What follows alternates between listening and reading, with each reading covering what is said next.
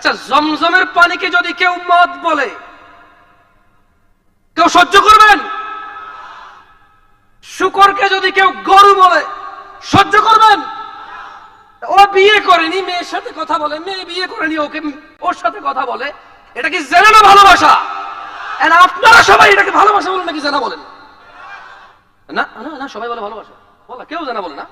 যত পোলাবেন প্রশ্ন করে সবাই তো বলে ভালোবাসে, যত মেয়ে প্রশ্ন করে তারাও বলে ভালোবাসে।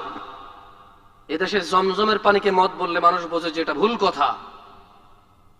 এদেশের শুকরের গোশতকে গরুর গোশত বললে মানুষ বুঝতে পারে এটা ভুল কথা। এদেশের জানাকে ভালোবাসা বলে, কেউ এর প্রতিবাদ করে না। ও কত নিচে নামছে অশ্লীলতা আসার কারণে। আল্লাহ বলেছে জানা, রাসূল বলেছে জানা, কোরআন বলেছে জানা, হাদিস বলেছে জানা, আলেম বলে জানা, হুজুর বলে জানা, ওর মা বলে জানা, ওর বাপ বলে জানা, ওর সমাজ বলে জানা, ওর দিন বলে জানা, ওর নিজে জানে জানা, ও বলে ভালোবাসা। ও বলে কি ভালোবাসা? বিয়ে করে না, এটা নাকি ভালোবাসা? তাহলে জানা কোনটা? তাহলে জানা কোনটা? এটা যদি ভালোবাসা হয়, জানা কোনটা? আল্লাহ আমাদেরকে বুঝার তৌফিক দান করুন।